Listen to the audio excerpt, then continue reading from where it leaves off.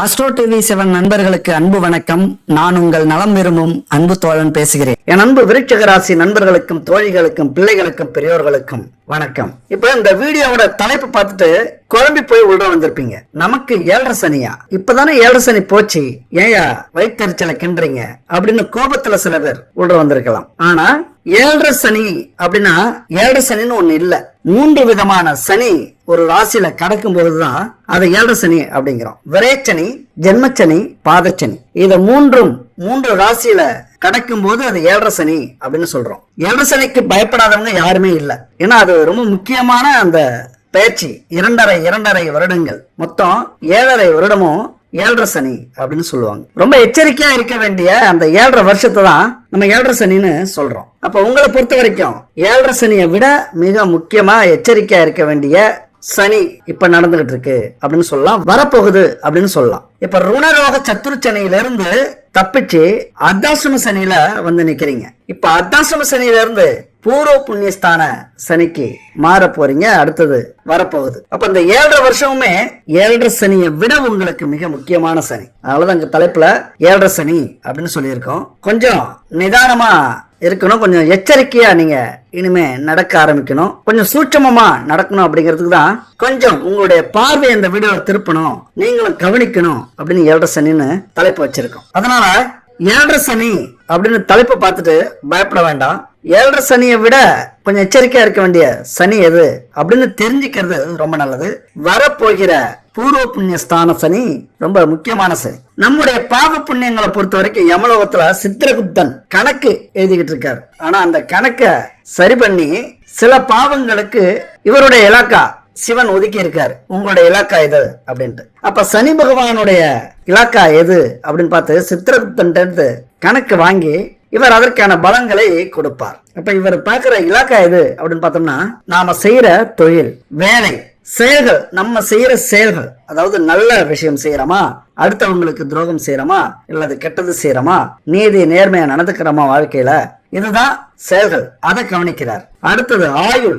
நம்முடைய ஆயுள் எது வரைக்கும் இருக்கணும், நமக்கு எப்ப முடிச்சு வைக்கணும், எப்ப நமக்கு ஆரம்பிச்சு வைக்கணும், இது எல்லாமே சனி பகவானுடைய கணக்கில் இலாக்காவில் வரக்கூடிய அம்சங்கள். அப்ப அவர் ராசிக்கு வரும்போது என்ன பார்ப்பாரு அப்படின்னா, நீங்க நல்லவங்களா கெட்டவங்களா, அல்லது நல்லது செஞ்சுட்டு இருக்கீங்களா கெட்டது செஞ்சுட்டு இருக்கீங்களா, அதெல்லாம் கவனிக்க மாட்டார். நீங்க செஞ்ச விஷயங்கள் என்ன, அதாவது உங்களை சரி பண்ணணும் அல்லது உங்களை திருத்தணுங்கிறதுல அவருக்கு வேலை கிடையாது. இந்த உலகத்துல உங்களுக்கு சுதந்திரம் உண்டு, ஆனா என்ன செய்றீங்களோ அதற்கான பலன் கண்டிப்பா உண்டு. ஒரு எடுத்துக்காட்டு சொல்லணும்னா, நம்ம நிலத்துல என்ன விதைக்கிறோமோ அந்த விதைக்கான அறுவடை கண்டிப்பா நம்ம செஞ்சே ஆகணும். நம்ம விதைக்கிறது சாப்பிடுற உணவு, நெல், கம்பு, சோளம் அப்படின்னா சந்தோஷமா அறுவடை பண்ணுவோம். இதே ஏதோ ஒரு ஜென்மத்துல தவறுகள், கொடுமைகள், கெட்ட விஷயங்கள் செஞ்சுட்டு இங்க வந்திருக்கோம் அப்படின்னா, இங்க என்ன விளைஞ்சிருக்கோம், முச்சடி, கல், இப்படி தேவையற்ற விஷயங்கள் விளைஞ்சிருக்கும். அப்ப அது நமக்கு வேணாம் அப்படின்லாம் சொல்ல முடியாது. எது விளைஞ்சிருக்கோ அதை அறுவடை செஞ்சுதான் ஆகணும், விலக்கி விட முடியாது. நம்ம நிலத்திலே இருந்து அதை களை எடுத்து தூக்கி தூர போட்டுருவோம். ஆனா இங்க தேவையற்ற கலையாக இருந்தாலும் கஷ்டங்கள் மூலியமா, நோய்கள் மூலியமா, கடன் பிரச்சனைகள் மூலியமா, குடும்ப பிரச்சனைகள் மூலியமா நம்ம அனுபவிச்சுதான் ஆகணும். இதுதான் சனி பகவான் கொடுக்கக்கூடிய பலன்கள். அதே நேரத்துல புண்ணியம் செஞ்சிருக்கோம் அப்படின்னா கண்டிப்பா நமக்கான நல்ல காலம், நம்ம பிறக்கும் போதே நல்ல குடும்பத்துல பிறந்திருப்போம், நல்ல வளர்ச்சி அடையும், கஷ்டமே இல்லாம வாழ்ந்துகிட்டு இருப்போம். அதுக்கு தான் ஒவ்வொரு நிமிஷமும் கணக்கு பார்த்துக்கிட்டே வரார். அப்படின்னா நம்ம வாழ்ற வாழ்க்கை கவனிக்கப்படுது, சனி பகவானால் அல்லது சித்திரகுப்தனால் கவனிக்கப்படுது அப்படின்னு அர்த்தம். அதனால நேர்மையா இருக்கிறவங்க, நியாயமா நடந்துக்கிறவங்க, அடுத்த உயிருக்கு துரோகம் பண்ணாதவங்க, 4 பேருக்கு நல்லது செய்யறவங்க, இவங்கெல்லாம் சனி பகவானை பார்த்து பயப்பட வேண்டிய அவசியமே இல்லை. அதுபோல இவர் அசுப கிரகம் தான், சுப கிரகம் இல்ல. குரு பகவான் சுப கிரகம் அப்படின்னா அவர் நல்லது மட்டும் தான் செய்வார், கெட்டது செய்யவே மாட்டார். நம்ம வாழ்க்கையில கெட்டது அடுத்த கிரகங்களால நடக்கும் போது தர்ம சங்கடமா ஒதுங்கி நிப்பாரு தவிர அதை தடுக்க மாட்டாரு. நம்ம அந்த கெட்ட கிரகங்களால் அனுபவிச்சாகணும். அது குரு பகவான் சுப கிரகம். ஆனா சனி பகவான் அசுப கிரகம். இங்க சில பேரால கெட்டவர்னு சொல்லப்படுறாரு, சில பேரால நல்லவர்னு சொல்லப்படுறாரு. அதனால அசுப கிரகம் சனி பகவான். ஆனா எப்படி சொன்னாலும் அவரு நீதிமான், நேர்மையானவர். நமக்கு கூட இப்ப 7.5 சனி நடக்கும் போது, இல்லைன்னா அர்த்தாசிரம சனி நடக்கும் போது, இல்லைன்னா பூர்வ புண்ணிய ஸ்தான சனி உங்களுக்கு வரப்போகுதுல அடுத்தது, அப்படிப்பட்ட காலகட்டத்திலையும் நம்மள சனின்னு பல பேர் கூப்பிடுவாங்க, சனியனே அப்படிம்பாங்க. சாத்தானே அப்படிம்பாங்க. அதுக்கு காரணம் நம் மீது ஆட்சி செய்ய போகிறார் சனி பகவான் அப்படின்னு அர்த்தம். அந்த நேர்மையானவர் உங்களுக்குள்ளார இருக்கார் அப்படின்னு அர்த்தம். அதனால யாராவது திட்டினாங்க அப்படின்னா சனினே அப்படின்னா கண்டிப்பா சந்தோஷப்படுங்க. நான் நீதி நேர்மை நல்லவன் அப்படிங்கிற ரீதியில நீங்க சந்தோஷப்படலாம். அது மட்டும் இல்ல, இப்ப இந்த அர்த்தாசிரம சனி பிடியில இப்ப சிக்கி இருக்கீங்க. அப்ப என்ன நடக்கும், என்ன நடந்துகிட்டு இருக்கும் அப்படின்னு சொல்லவே வேண்டியதில்லை. இப்பதான் ருணரோக சத்ரு சனி முடிஞ்சு அர்த்தாசிரம சனிக்குள்ளார வந்துட்டீங்க. ருணரோக சத்ரு அப்படின்னா நோய் கடன் எதிரி. இந்த விஷயத்துல கொஞ்சம் நல்லதை நீங்க அனுபவிச்சிருக்கலாம். ஏன்னா விருட்சகம் அப்படின்னாலே நேர்மையானவர்கள், நல்ல குணம் கொண்டவர்கள், உதவி செய்யற குணம் கொண்டவர்கள். அதனால சனி பகவான் இந்த விஷயத்துல ரொம்ப பாதிப்பை ஏற்படுத்தி இருக்க மாட்டார், அதாவது போன சனியில. ஆனா இந்த நடந்திருக்கிற சனி எங்கேயோ எப்போதோ செய்த பாவங்களுக்கு இந்த அர்த்தாசிரம சனியில கொஞ்சம் வேலையை காட்டுவார். அந்த தண்டனையை கொஞ்சம் உங்களுக்காக ஒதுக்கி வைப்பார். அப்படி இந்த அர்த்தாசிரம சனியில கஷ்டங்களையும் துன்பங்களையும் அனுபவிச்சிருப்பீங்க. அது கணக்கே இல்லை, அது சொல்லி முடிக்கவே முடியாது. அவ்வளவு பெரிய பிரச்சனைகளை சிக்கி தவிச்சிருப்பீங்க. ஏன்னா சாப்பிடுற சாப்பாடு கூட ஜீரணமாகி இருக்காது. காரணமே இல்லாம நோய் வந்திருக்கும், எடுக்கிற காரியத்துல தடை ஏற்பட்டிருக்கும், எல்லா விஷயத்திலையும் தாமதம் வந்திருக்கும், மனசுல கலக்கம் ஏற்பட்டிருக்கும், பணத்தட்டுப்பாடு இருந்திருக்கும். அது மாதிரி வாகனங்கள் என்ன காரணம் அப்படின்னே தெரியாம நடுவேல நின்னுடும், பழுதாகிடும், பெரிய செலவு வச்சிருக்கும். குடும்பத்துல பிரச்சனை நடந்தா சும்மாவா நடக்கும், பெரிய பிரச்சனை, ஈகோ, கோபம்,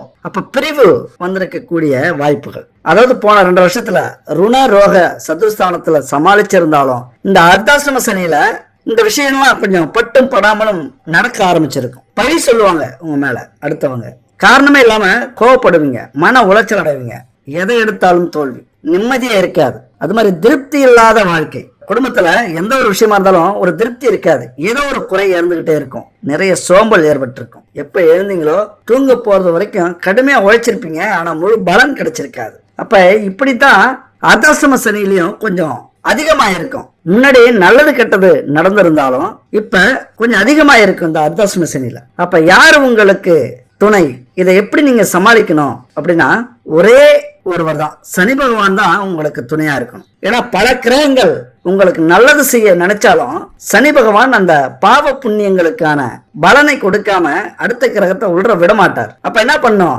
சனிதான் கதி, நீயே கதி சனி பகவானே, என்னை காப்பாத்து, வேற வழியே இல்ல. விருட்சக ராசி நண்பர்களையும் தோழிகளையும் பொறுத்த வரைக்கும் ஆன்மீகத்துல இறங்கிடுங்க. ஏதோ பட்டும் படாமலும் இது வரைக்கும் இருந்திருந்தாலும் இதுக்கு மேல முழுசா நம்புங்க.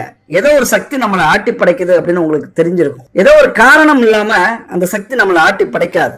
ஏதோ ஒரு விதத்துல தெரிந்தோ தெரியாமலும் நம்ம தவறு செஞ்சிருப்போம், நம்முடைய முன்னோர்கள் பாவங்கள் செஞ்சிருப்பாங்க, அவர்களுடைய அந்த சொத்தை அனுபவிக்கும் போது அந்த பாவமும் நமக்கு சேரும். அதனால கர்மக்காரகனான சனி பகவான் கர்மாவை அனுபவிக்காம விட மாட்டார். என்னன்னா என்னதான் நமக்கு விதி இருந்தாலும், இந்த பிரபஞ்சம் விதி அப்படிங்கிற ஒரு விஷயத்தை நமக்கு கொடுத்தாலும், பிரம்மா எழுதின தலையெழுத்தாக இருந்தாலும், உண்மை சொல்லப்போனா பிரம்மா எழுதல, நாம தான் நம்முடைய தலையெழுத்தை எழுதணும். இப்ப எழுதிக்கிட்டு இருக்கோம், இனிமேலும் எழுத போறோம். அதை தான் நம்ம பார்த்து எழுதணும். அதுக்கு என்ன அர்த்தம் அப்படின்னா, நம்ம செய்யற ஒவ்வொரு செயலும் யாருக்கும் கஷ்டத்தை கொடுக்க கூடாது, யாருடைய சாபத்தையும் வாங்கக்கூடாது, யாருடைய பொருளுக்கும் ஆசைப்படக்கூடாது. நீதி நேர்மை நியாயம் இத நம்ம ஃபாலோ பண்ணோம் அப்படின்னா நம்முடைய தலையெழுத்தை நம்மளே எழுதிக்கிட்டு இருக்கோம் அப்படின்னு அர்த்தம். அப்ப அந்த விதி அப்படிங்கிற ஒரு விஷயம் இப்ப நம்ம கையில இல்ல, ஏற்கனவே செஞ்சிட்டோம், அதற்கான தண்டனை இப்ப அனுபவிச்சுட்டு இருக்கோம். ஆனா நாளைக்கு நம்ம கையில இருக்கு, நல்லது நடக்கணுமா கெட்டது நடக்கணுமா. அப்படி இருக்கும்போது இப்ப நம்ம நேர்மையான முறையில வாழறது நல்லது. அதே சமயத்துல நம்முடைய விதி எழுதப்பட்டு விட்டது, அதன்படிதான் நடக்கணும் அப்படின்னாலும் இந்த விதியை மாற்றக்கூடிய மதி நமக்கு கொடுத்திருக்கிறான் இறைவன். மதி அப்படின்னா நம்முடைய மூளை. நம்முடைய மூளையை செயல்படுத்துறதுக்கு அதிபதி புதன் பகவான கிரகமா அனுப்பியிருக்காரு. அப்ப அந்த விதிய மதியால வெல்லலாம்ங்கிற ஒரு சூட்சமும் இதுதான். இப்ப உண்மையா நீங்க என்ன புரிஞ்சுக்கணும் அப்படின்னா, இது ஒரு யுத்த காலம், அதாவது தர்ம யுத்த காலம் அப்படின்னு தான் சொல்லணும். எப்படி கிருஷ்ணர் சூழ்ச்சி பண்ணி தர்மத்துக்காக மகாபாரதத்துல வெற்றியடைய வச்சாரோ, அந்த மாதிரி உங்க வாழ்க்கையில தர்மத்தின் அடிப்படையில, நீதியின் அடிப்படையில, நியாயத்தின் வழியில சூழ்ச்சி பண்ணியாவது நீங்க ஜெயிச்சாகணும் வாழ்க்கையில. அது தப்பு இல்லை. மகாபாரதத்தை பொறுத்த வரைக்கும் தர்மத்துக்காக சூழ்ச்சி பண்ணி ஜெயிக்கிறது தவறே இல்லை. ராமாயணத்திலேயே ராமர் ஒரு இடத்துல சொல்லுவார், அனுமாருக்காக அவருடைய அண்ணனைய கொலை பண்ணுவார் தர்மத்துக்காக. அந்த மாதிரி கொலைன்னா அப்படி நினைச்சிடாதீங்க. வாழ்க்கையில நம்முடைய கஷ்டங்கள் எந்த வழியில வந்தாலும் நீதி நேர்மை தர்மத்தின் அடிப்படையில சூழ்ச்சி. இதை நீங்க கண்டிப்பா செஞ்சாகணும். இது உங்களுக்கு ஒரு தர்ம யுத்த காலம் அப்படிங்கிற அடிப்படையில இப்படி செய்யலாம். அதே நேரத்துல மதியாலையும் முடியல, நம்முடைய சிந்தனையால மட்டுமே எல்லா விஷயத்தையும் சாதிக்க முடியாது, தடுக்க முடியாது. ஏன்னா இது எந்த ரகம் அப்படின்னா, கடவுள் இல்ல, என்னுடைய உழைப்பு, என்னுடைய சிந்தனை, என்னுடைய நேர்மை போதும் அப்படின்னு நினைக்கிறவங்களுக்கு சில நேரத்துல விதிய மதியால வெல்ல முடியாம போயிடும். அங்கதான் இறைவனே கதி, நீயே கதி அப்படின்னு அடுத்த லெவலுக்கு போறோம். அங்கதான் இறைவன் நமக்கு துணைக்கு வராரு. இதுதான் ஜோதிடத்துல விதி மதி கதி அப்படிங்கிற 3 விஷயத்த மெயினா சொல்லுவாங்க. கதிங்கிறது நம்மளால முடியாத விஷயத்த இறைவன் கையில ஒப்படைச்சிடுறது. அப்ப இந்த கர்மாவை நீக்கணும் அப்படின்னா சனி பகவான் கையில நம்முடைய வாழ்க்கையை ஒப்படைச்சிடணும். சனி பகவான் எங்க இருப்பாரு? சிவன் கோவில்ல நவக்கிரகமா இருப்பார். அப்ப சிவனை நோக்கி நம்ம பயணம் செய்ய வேண்டிய காலகட்டம். எந்த ஒரு பிரச்சனைக்கும் விதி விலக்கு உண்டு. சும்மா சொல்லல, விதிக்கு விலக்கு உண்டு. இந்த விலக்குங்கிற விஷயத்த அடுத்தது பார்ப்போம். அப்ப விதி விலக்கு உண்டு அப்படின்னா நம்ம கண்டிப்பா ஆன்மீகத்துல ஈடுபட்டாகணும். அப்பதான் நம்முடைய கஷ்டங்கள், துன்பங்கள், துயரங்கள்லாம் குறையும். சரி, பரிகாரம், ஆன்மீக பயணம், இப்படி கோவிலா போயிட்டா நம்முடைய கர்மாவை முற்றிலும் நீக்கிவிட முடியுமாங்கிற கேள்வி உங்களுக்கு ஏற்படும். நம்முடைய கர்மாவை சுத்தமா நீக்க முடியாது, இதுதான் உண்மை. ஆனா எதுக்கு இந்த பயணம், பரிகாரம்? அதாவது ஒரு பொருள் வாங்கறதுக்கு அல்லது ஒரு கார் வாங்க நம்ம வீட்டுல இருந்து கிளம்புறோம். சில்லறை நாணயங்களை நம்ம எடுத்துட்டு போனோம்னா மூட்டையா எடுத்துட்டு போகணும். எவ்வளவு கஷ்டம்னு பாருங்க. எடுத்துட்டு போக முடியுமா? இதுதான் நம்ம கஷ்டம் நினைச்சீங்களா? மூட்டையா எடுத்துட்டு போறது நம்முடைய விதியா இருக்குது அப்படின்னா அதை நம்ம குறைக்கணும் அப்படின்னா பணமா எடுத்துட்டு போகலாம் பெட்டியில. அதுதான் பரிகாரத்தின் மூலியமா நம்ம கஷ்டங்களை, பிரச்சனைகளை குறைக்கிற விஷயம். அப்ப இன்னும் கொஞ்சம் பரிகாரத்தை ஸ்ட்ராங் படுத்தணும். நம்மளே வரிச்சுக்கிட்டோம், கஷ்டப்படுறோம், ஒரு பிரச்சனைக்கு ஈடாக, நோய்க்கு ஈடாக, அல்லது கஷ்டத்துல எவ்வளவு துன்பப்படுறோமோ, வருத்தப்படுறோமோ அதற்கு ஈடாக ஒரு பரிகாரத்தை நம்ம செய்யும் போது நம்முடைய கஷ்டங்கள் குறையும். அது எப்படி அப்படின்னா, பணப்பெட்டி எடுத்துட்டு போறதை விட மொபைல்ல ஜிபே மூலியமா கொண்டு போனா எப்படி இருக்கும்? நம்முடைய கஷ்டங்கள் எப்படி குறையுமா? அதே போலதான் இப்படி பரிகாரங்கள் பல விதங்கள்ல உண்டு. எப்படி நம்ம பரிகாரம் செய்யறோமோ அப்படி நம்முடைய கஷ்டங்கள் குறையும். இப்ப பணப்பையை எடுத்துட்டு போறது மாதிரி, சில்லறை எடுத்துட்டு போறது மாதிரி, மொபைலை எடுத்துட்டு போறது மாதிரியே குறையும். இதுக்குதான் பரிகாரங்கிறது. அது மட்டும் இல்ல, எவ்வளவு பிரச்சனை வந்தாலும் தாங்கக்கூடிய எனர்ஜி நமக்கு கிடைக்கும். இந்த பிரபஞ்சத்தின் சக்தி நமக்கு கிடைச்சிடும். அப்ப எந்த பிரச்சனை வந்தாலும் நம்ம மனசும் உடலும் தாங்கிக் கொள்ளும். அதுக்குத்தான் இந்த பரிகாரம். நம்பினவங்களுக்கு 100% பரிகாரம் வேலை செய்யும். அப்ப என்ன பண்ணும்? இறைவா, சனி பகவானே, இப்படி ஒரு அர்த்தாசுர சனியில நான் மாட்டிக்கிட்டேன். அப்ப அவருடைய மந்திரத்தை நம்ம மனப்பாடம் பண்ணி வச்சுக்கிறது நல்லது. விருட்சிக ராசியை பொறுத்த வரைக்கும் அர்த்தாசுர சனியை கடக்கணும். அடுத்தது 5ஆம் இடத்துல வரப்போற பூர்வ புண்ணிய சனியை கடக்கணும். மிக முக்கியமான காலகட்டம். பயமுறுத்தல உங்களுடைய தன்னம்பிக்கையாலும், இறைவனின் அருளாலும், விடாமுயற்சியாலும் இதெல்லாம் ஈஸியா கடக்கலாம். கடந்ததுக்கு அப்புறம் உங்களுக்கு பெரிய புதையல் கிடைக்கலாம், பெரிய பதவி கிடைக்கலாம், பெரிய வேலை கிடைக்கலாம், தொழில அபரிதமா வளர்ச்சி அடையலாம். அதுக்கப்புறம் உங்களை எட்ட முடியாத அளவுக்கு கொண்டு போய் சேர்க்கும். ஆனா இன்னைக்கு நம்ம இருக்கிற இடம் அப்படி. அதனால சனி பகவானின் அருள் நமக்கு வேண்டும். அதனால இந்த மந்திரம் இருக்குல்ல, நம்ம அந்த ஸ்கிரீன்ல இருக்கு பாருங்க, இந்த மந்திரம் எப்பொழுதுமே உங்களுக்கு தேவைப்படும். இந்த மந்திரத்தை பொறுத்த வரைக்கும் எந்த அளவுக்கு அதிக முறை நம்ம சொல்லி முடிக்கிறோமோ அந்த அளவுக்கு பலன் அதிகம். ஒவ்வொரு மந்திரமே முடிஞ்சா 1,08,000 முறை சொல்லலாம். அதுக்கு அவ்வளவு பவர் உண்டு. அப்ப இந்த 48 நாள்ல தினமும் வீட்டுல தீபம் ஏற்றும் போது அல்லது கோவிலுக்கு போகும்போது இந்த மந்திரத்தை சொல்லலாம். முடிஞ்ச வரைக்கும் 19,000 முறை இந்த மந்திரத்தை சொல்லுங்க. 40 நாள்ல அல்லது 48 நாள்ல சொல்லும் போது இந்த மந்திரத்துக்கான பவர் அதிகரிக்கும். எவ்வளவு பெரிய பிரச்சனைகள் வந்தாலும் சுமூகமா கடக்க வழி உங்களுக்கு தெரிஞ்சிடும். சனி பகவான் கண்டிப்பா ஏற்படுத்தி கொடுப்பார். ஓம் பிரம் பிரீம் பிரௌம் ஷக் சனிச்சராய நமக. ஒரு அற்புதமான மந்திரம், ஈஸியான மந்திரம். சொல்லுங்க, ஒரு நாள் ஆனாலும் மனப்பாடம் பண்ணி வச்சுங்க. இந்த காலகட்டத்துக்கு, அடுத்த காலகட்டத்துக்கு இந்த மந்திரம் ரொம்ப உங்களுக்கு கை கொடுக்கும். தேவையான மந்திரம். சரி, அடுத்தது இந்த அர்த்தாசிரம சனியால படாத பாடுபட்டுக்கிட்டு இருக்கீங்க அப்படின்னு சொல்லி தெரிய வேண்டியதுல சில நேரத்துல திட்டுவீங்க. இதை வேற சொல்லி ஏன் கஷ்டப்படுத்துறீங்க, அதுக்கு என்ன செய்யலாம் அப்படின்னு சொல்லுங்க அப்படின்னு சொல்லுவீங்க. அப்ப அர்த்தாசிரம சனி என்ன செய்யும் அப்படின்னா மிக முக்கியமான தேவைப்படக்கூடிய விஷயம் இது. நல்லா கேட்டுக்குங்க. குடும்ப வாழ்க்கையில சண்டை சச்சரவுகளை ஏற்படுத்தும். அதான் முன்னாடி சொன்னோம். அது மாதிரி கோபத்தை கட்டுப்படுத்த முடியாத சூழ்நிலை உருவாகும். இதுதான் பல பிரச்சனைக்கு காரணம். அதே நேரத்துல வாக்கு கொடுத்து மாட்டிப்பீங்க. கோபத்தை கட்டுப்படுத்த முடியாது, திடீர்னு பேச ஆரம்பிப்பீங்க. அந்த பேச்சு உங்களுக்கு பிரச்சனையை கொண்டு போய் விடும். கிடைச்ச வேலையை திருப்திகரமா செய்ய முடியாது. வேற வேலை மாறலாமா அப்படின்னு யோசிச்சுட்டு இருப்பீங்க. நல்லா யோசிங்க. இந்த வேலை உங்க தகுதிக்கான வேலையா? ஆனா சம்பளம் குறைவா இருக்கா? இந்த நேரத்துல என்ன பண்ணணும்னா, சனி பகவானை நீனே பாத்துக்க. எனக்கு சம்பளம் கம்மியா இருக்கு, ஆனா என்னுடைய திறமைக்கேத்த வேலை, நான் ஆசைப்படுற வேலைதான். எனக்கு சம்பளம் குறைவா இருக்கு, நீ பாத்துக்க. விட்டுருங்க. ஆலோசிச்சு முடிவு பண்ணுங்க வேலையை விட்டு விலகிறதுக்கு முன்னாடி. அது மாதிரி வேலை செய்யற இடத்துல வீண் வாக்குவாதங்கள், உள்ளடி வேலை, பழி சொல், துரோகங்கள் இதெல்லாம் நடக்கும். அதே சமயத்துல எல்லாரையும் பகைச்சுப்பீங்க. ஜாக்கிரதையா இருக்கணும். குடும்ப வாழ்க்கையில சண்டை சச்சரவுகள் உண்டு. கோபத்தை கட்டுப்படுத்தணும் முக்கியமா. அது மாதிரி தம்பதிகள் குடும்பத்துல கணவன் மனைவி சண்டைகள் வரலாம். பொறுத்துக்கிட்டு தான் ஆகணும். இந்த காலகட்டத்துல 8ஆம் வீட்டில் சனி பகவான் இருக்கிற காலம் கஷ்டங்களை அதிகமா கொடுக்கக்கூடிய காலம். நம்ம வேணான்னு சொன்னாலும் விடாது. அப்ப எல்லாத்துக்கும் நம்ம தயாரா இருந்தோம் அப்படின்னா கொஞ்சம் நான் சொன்ன மாதிரி பரிகாரங்கள் முக்கியம். ஆன்மீக பயணம் முக்கியம். கண்டிப்பா கோவிலுக்கு நீங்க போயிட்டு வரணும். திருநள்ளாறு போயிட்டு வாங்க. அங்க நல தீர்த்தம் அதுல குளிச்சுட்டு ஈஸ்வரனை கும்பிட்டுட்டு அப்புறம் சனி பகவானை கும்பிட்டுட்டு வாங்க. எல்லா விஷயத்துக்கும் உங்களுக்கு ஒரு மன தைரியம் வந்துடும். கண்டிப்பா இந்த காலகட்டத்துல இன்னும் 1.5 வருஷம் இருக்கு, 1 வருஷம் இருக்கு அப்படின்னா அசிங்கம், அவமானம் இப்படி படாத பாடு படுத்தி தான் எடுப்பாரு சனி பகவான். ஏன்னா நம்ம ஏதோ செஞ்சு வச்சுட்டோம், அதுக்கு அனுபவிச்சுதான் ஆகணும். நீங்க எல்லாரும் நினைச்சுக்கிட்டு இருப்பீங்க 7.5 சனி ரொம்ப பயங்கரமான சனி அப்படின்னு. 7.5 சனி காலத்தை விட அதிகம் கஷ்டப்பட வைப்பது இந்த அஷ்டமத்து சனி காலம் தான். தெரியுதுங்களா?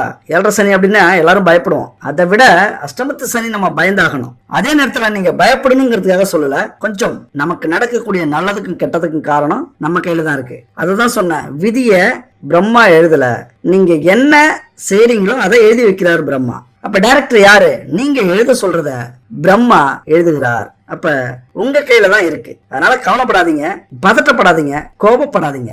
என்னடா இவர் 7.5 சனின்னு சொல்லி பயமுறுத்துறாரு அப்படின்னு. கோபத்தை கட்டுப்படுத்துங்கள்.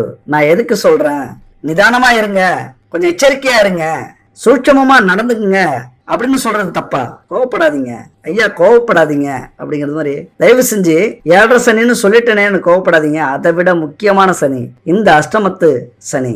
கணவன் மனைவி இடையே பிரச்சனை மட்டும் இல்ல, பிரிவு கூட வரலாம், பண நெருக்கடி வரலாம், கடன் பிரச்சனை வரலாம். ஆள விடுங்கடா சாமி அப்படின்னு தலை தெறிக்க ஓட விடலாம். உங்களுக்கு துணையா இருக்கக்கூடியவர் யாருன்னா ஈஸ்வரன் தான், சிவன் தான். திருநள்ளாறு போங்க, இல்லைன்னா முடிஞ்ச திருவண்ணாமலை போங்க, கிரிவலம் வாங்க.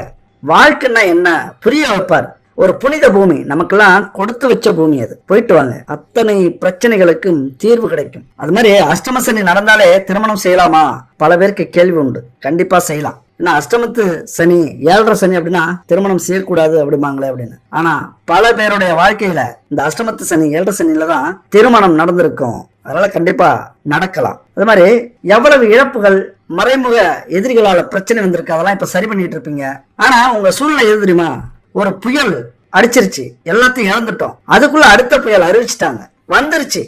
அந்த சூழ்நிலை தான் இப்ப. ஏற்கனவே ருணரோக சத்ருஸ்தானத்துல வந்த சனி, நோய், கடன், எதிரிகள் இதை சரி பண்ணிருக்கலாம், இல்லைன்னா உருவாக்கி விட்டுருக்கலாம். நம்முடைய கர்மா எதுவோ அதுபடி நடந்திருக்கும். அது முடியறதுக்குள்ளே அடுத்தது அர்த்தாசிரம சனி, அடுத்த புயல், பூகம்பம். இதெல்லாம் எப்படி நடந்திருக்கீங்களோ அடுத்தது இந்த 5ஆம் வீட்டில் சனி பகவான் பூர்வ புண்ணிய சனியாக வரப்போறார். அப்ப என்ன செய்யலாம்?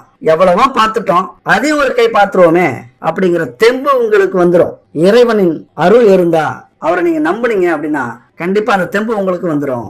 சனி பகவானுடைய வாகனம் காகத்தை விரட்டாதீங்க. டிஸ்டர்ப் பண்ணும், வந்து கத்தும், ஏதோ எச்சரிக்கை கொடுக்குது, இல்லைன்னா அதுக்கு ஏதோ தேவைப்படுது. காகத்துக்கு ஏதாவது உணவு வைங்க, அதை சந்தோஷமா பாருங்க. காகத்தை மட்டும் இல்ல, எதெல்லாம் உங்களுக்கு எந்த மனிதர்கள், எந்த உயிர்கள்லாம் கருப்பா இருக்கிறாங்களோ, ஊனமுற்றோர்கள், இப்படி அனாதைகள், அவங்களுக்கு எல்லாம் உதவி செய்யுங்க. சனி பகவான் சந்தோஷமா உங்களை தூக்கி விடுவார். அப்ப இதெல்லாம் சனி பகவானுக்கான பரிகாரங்கள். சனியின் பிடியில் இருக்கிறவங்க சோம்பேறிகளாக, எதையும் செய்யறதுக்கு மனசு இல்லாம, தோல்வி அடைஞ்சா சோர்ந்து போறவங்களாக இருப்பாங்க அப்படின்னு சொல்லுவாங்க. விருச்சிக ராசியை பொறுத்த வரைக்கும் அப்படி இருக்க மாட்டாங்க. ஏன்னா விருச்சிக ராசியோட அதிபதி யாரு? செவ்வாய் பகவான். போர்க்குணம் கொண்டவர். இங்க பலிக்காது.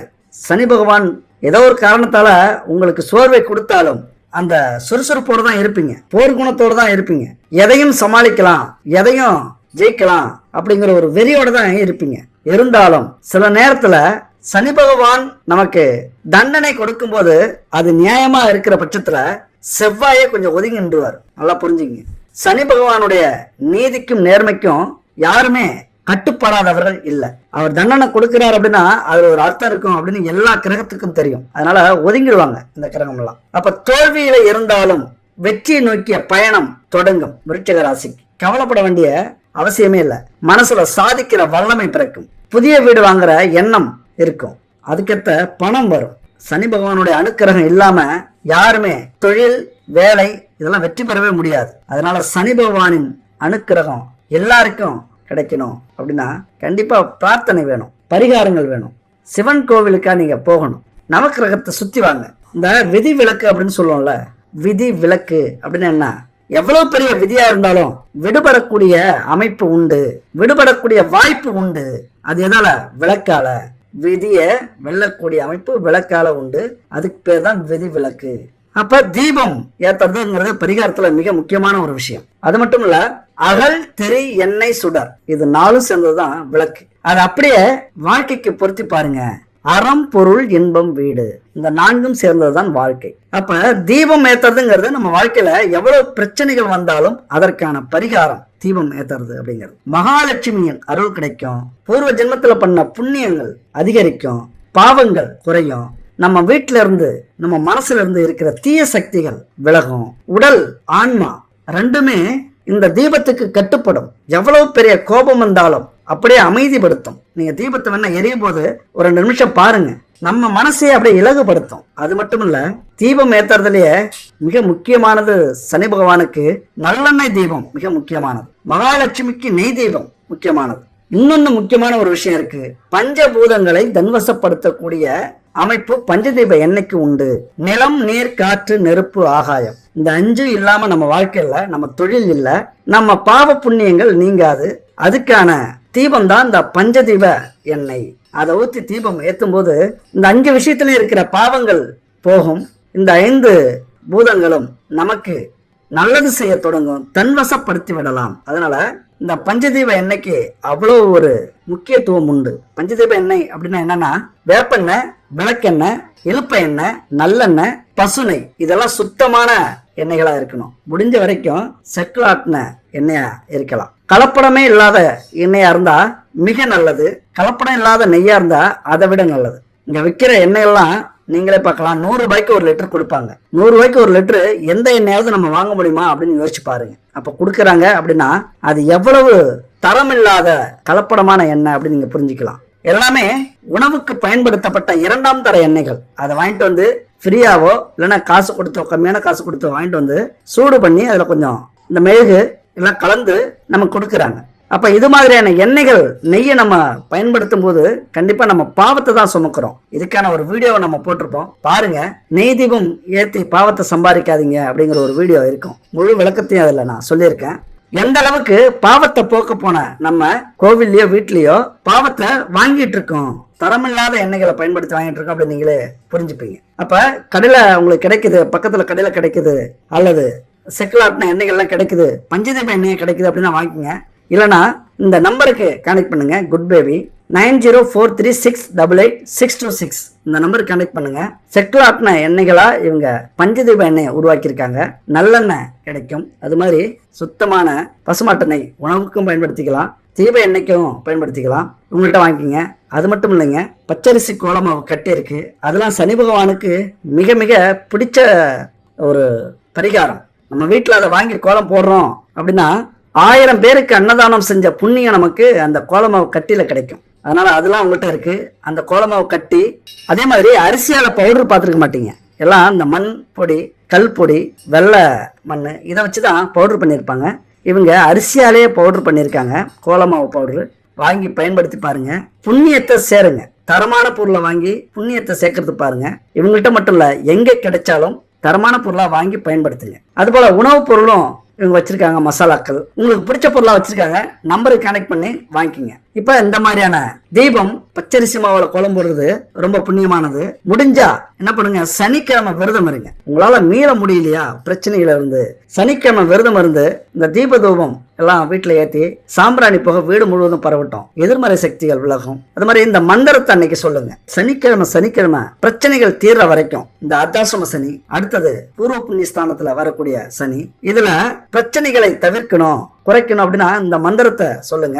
சனிக்கிழமை தோறும் 21 முறை சொல்றது மிக மிக நல்லது. நீலாஞ்சன சமபாசம் ரவிபுத்திரம் யமாக்ரஜம் சாயா மார்த்தாண்ட சம்பூதம் தம் நமாமி சனிச்சரம் அப்படிங்கிற இந்த மந்திரம் 21 முறை சனிக்கிழமை சொல்லுங்க. கண்டிப்பா மிகப்பெரிய மாற்றத்தை உங்களுக்கு அது ஏற்படுத்தும். அது மாதிரி கடன் தொல்லை நீங்கி சனி தோஷம் விலகும். அதனால இந்த பரிகாரத்தெல்லாம் செய்யுங்க. இப்ப 5ஆம் பாவத்துல வரக்கூடிய சனி அடுத்தது அவர் என்ன செய்வார் அப்படின்னா, பூர்வீகம், புத்திர பாக்கியம், புத்திரர்களுடைய நிலை, புகழ்பெற்ற வாழ்க்கை, அது மாதிரி காதல் வெற்றி, குடும்பத்துல வெற்றி, சுய கௌரவம், யோகங்கள், குலதெய்வ அனுக்கிரகம், நம்முடைய செல்வங்கள், இதெல்லாம் சொல்லக்கூடிய இடம் தான் பூர்வ புண்ணியஸ்தானம். அப்ப இந்த இடத்துல சனி பகவான் அடுத்தது அமர போறார் 5ஆம் பாவம். அப்ப 5ஆம் இடம் அப்படிங்கிறது பலவீனப்பட்டு இருந்தா யோகங்கள் குறையும். அது மட்டும் இல்ல 9ஆம் இடம் பலவீனப்பட்டு இருந்தா 5ஆம் இடம் பலம் பெற்று இருந்தா யோகங்கள் அதிகரிக்கும். அப்ப 5ஆம் இடம்ங்கிறது ரொம்ப முக்கியம். 5ஆம் இடத்துல பலம் இருந்ததுன்னா, இப்ப நீங்க சின்ன வயசா இருக்கீங்க,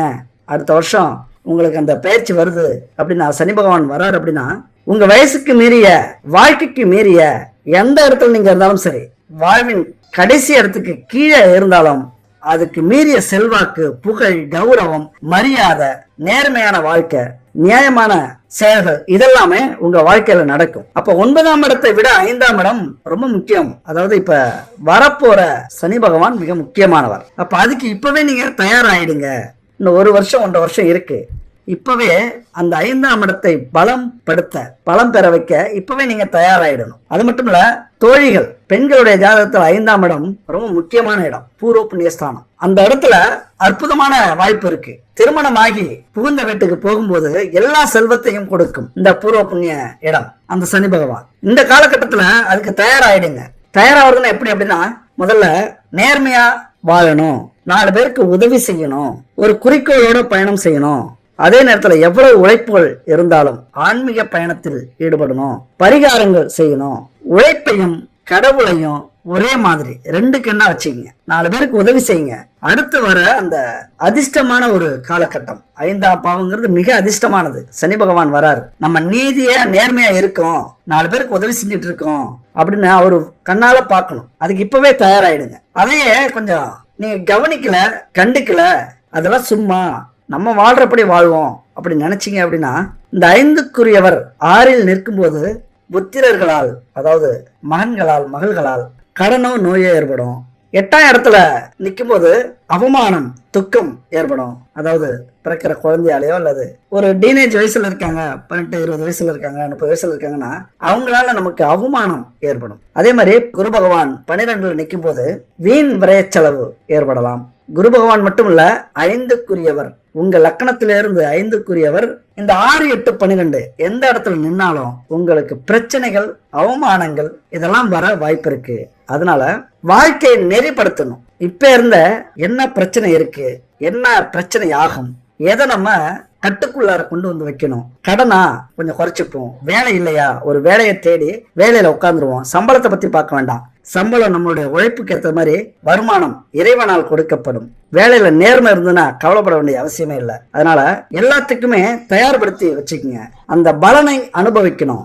5ஆம் இடத்துக்கு வரக்கூடிய அந்த பலனை நம்ம அனுபவிக்கிறதுக்கு இப்பவே ரெடி ஆயிடுங்க. அது மாதிரி இப்ப இருக்கிற பிரச்சனையான வாழ்க்கை நினைச்சு கவலைப்படாதீங்க. போராட்டம் இல்லாத வாழ்க்கை என்ன வாழ்க்கை? போராடினால் தோல்வி அப்படிங்கிற வார்த்தை வெற்றியாக மாறும். அது விருச்சிக ராசிக்கு நல்லாவே தெரியும். போர் குணம் கொண்டவர்கள் போராடியாவது ஜெயிப்பீங்க. உங்க வேகத்துக்கு எந்த சனி பகவானின் கஷ்டங்கள், துன்பங்கள்லாம் ஒரு பெரிய விஷயமே இல்லை. ஆனாலும் எந்த பிரச்சனை வந்தாலும் அனுபவிக்க தயாராயிடுங்க. அதை மாற்றத்துக்கு முயற்சி பண்ணாதீங்க. அதை மாற்றத்துக்கு முயற்சி பண்றதை விட குறைக்கிறதுக்கு முயற்சி பண்ணலாம் பரிகாரத்தின் மூலியமா. அதனால போராடுங்க, வெற்றி கண்டிப்பா நிச்சயம் உண்டு. அடுத்தவங்களை பார்த்து கோவப்படாதீங்க. அடுத்தவங்க வயிற்றுல அடிச்சு யாரோ முன்னேறிட்டு இருக்காங்க. இந்த அரசியல்வாதிகள், கோடீஸ்வரர்கள்லாம் தப்பு செஞ்சு முன்னேறாங்க, நம்ம ஏன் அப்படி இருக்க கூடாது அப்படின்னு நினைக்கவே நினைக்காதீங்க. சனி பகவான் பொறுத்த வரைக்கும் சிசிடிவி கேமரா மாதிரி. அதை விட தூணிலும் இருப்பார், துரும்பிலும் இருப்பார். நம்மளை கவனிச்சுக்கிட்டே இருப்பாரு. எங்க எதை எப்படி முடிக்கணும், எப்படி ஆரம்பிச்சு வைக்கணும் அவருக்கு நல்லா தெரியும். இதெல்லாம் புரிஞ்சுக்கிட்டவங்க யார் தெரியுமா? அஷ்டம சனி அனுபவிச்சவங்க, 7 சனி அனுபவிச்சவங்க, கண்டச்சனி அனுபவிச்சவங்க. இவங்கெல்லாம் சொல்லுவாங்க கர்மா, ஜோதிடம் அப்படிங்கிறது 100க்கு 100 உண்மை. நாம செய்யற செயல் அப்படியே நமக்கு திரும்ப கிடைக்கும் அப்படின்னு இவங்கெல்லாம் அனுபவிச்சவங்க. அவங்க சொல்லுவாங்க. அதனால யாருமே பார்க்கலன்னா நம்ம நேர்மையா இருக்கிறத விட்டுறக்கூடாது, நேர்மை தவறக்கூடாது. எப்பொழுதுமே சனி பகவான் பார்த்துக்கிட்டே இருக்காரு. அதனால எவ்வளவோ பாவத்தை செஞ்சுட்டு நமக்கு அதை போக்குறதுக்கான வாய்ப்புகள் நிறைய கிடைக்கும் நம்ம வாழ்க்கையில. அந்த வாய்ப்பை பயன்படுத்திக்கிட்டு, அந்த சந்தர்ப்பத்தை பயன்படுத்திக்கிட்டு நம்ம பாவத்தை போக்கிக்கணும். சனி காலத்துல துன்பத்தை அனுபவிக்கணும், சந்தோஷமா அனுபவிக்கணும். நான் அனுபவிக்கிறேன் ராசா, அனுபவிக்கிறேன். இதுல இருந்து விடுதலை கொடுக்கறதுக்கு முயற்சி பண்ணு சனி பகவானே, அவ்வளவுதான். அதை விட்டுட்டு சனி பகவானை குறை சொல்லி மறுபடியும் இன்னும் பாவத்தை பிரச்சனையை அதிகப்படுத்திக்க கூடாது நம்ம. அதனால சனிக்கிழமை அப்படின்னா உடல் ஊனமற்றவர்களுக்கு அன்னதானம் செய்யுங்க, ஏழைகளுக்கு அன்னதானம் செய்யுங்க, விநாயகர் கோயிலுக்கு போயிட்டு வாங்க, அனுமன் கோயிலுக்கு போயிட்டு வாங்க. அது மாதிரி வீடு இல்லாதவங்களுக்கு போர்வை, துணி இதெல்லாம் தானம் கொடுங்க. சனிக்கிழமையில மது, அசைவ உணவை தவிர்த்துருங்க. ரொம்ப முக்கியமான விஷயம். இப்பெல்லாம் நம்ம கஷ்டத்துக்கு எதையோ மறக்கணும் அப்படின்னு குடிக்க ஆரம்பிச்சிரும். அது பெரிய பிரச்சனையில கொண்டு போய் விட்டுரும். அது சனி பகவானுக்கு அவர் வேலையை ஈஸியா முடிக்கிறதுக்கு வழி நம்மளே ஏற்படுத்தி கொடுத்துருவோம். அவர் என்ன செய்வாரு, நம்முடைய பாவத்தை போக்குறதுக்கு அவமானப்படுத்தணும், அசிங்கப்படுத்தணும், தோல்வி அடையணும், கண்ட இடத்துல நம்ம கிடக்கணும், அசிங்கமான இடத்துல நம்ம இருக்கணும், கிடக்கணும் அப்படிங்கிறது அவருடைய செயல்கள், தண்டனை. அதை நம்ம ஈஸியா அனுபவிக்க வச்சுறது மாதிரி ஆயிடும். அதனால இந்த விஷயத்த, அந்த மது, அசைவம் சனிக்கிழமை விடுறது நல்லது. நாய்கள், காக்காய்க்கு உணவு கொடுக்கலாம், முதியோர் இல்லங்களுக்கு உதவி செய்யலாம். அர்த்தாசிரம சனி வந்தாலும், ஏழரை சனி வந்தாலும் இறைவனை நம்பி, நம்ம மேல நம்பிக்கை வச்சு நம்ம உழைக்கும் போது, வாழ முயற்சி பண்ணும்போது கண்டிப்பா நம்ம ஜெயிக்கலாம். நம்ம பிறப்போ மதிக்க முடியாத செல்வம். அதனால வாழ்க்கையில கஷ்டம் வரும்போது வீழ்றது தப்பு இல்ல, விழுந்து கிடக்கிறது தான் தப்பு. அதே நேரத்துல நீங்க எழுந்திருச்சு நடக்க கூடாது. உங்க குறிக்கோளை நோக்கி ஓடிக்கிட்டே இருக்கணும். ஓடுனா மட்டும்தான் நம்ம ஜெயிக்க முடியும், இந்த பிரச்சனையிலிருந்து தப்பிக்க முடியும், இந்த புகழின் உச்சியை அடைய முடியும். அதனால எவ்வளவு பெரிய பிரச்சனை வந்தாலும் அதையெல்லாம் தாண்டி ஜெயிக்கணும் அப்படின்னு வாழ்த்து சொல்லி விடை பெறுகிறேன். அடுத்த ஒரு அற்புதமான வீடியோல சந்திக்கலாம். நன்றி, வணக்கம்.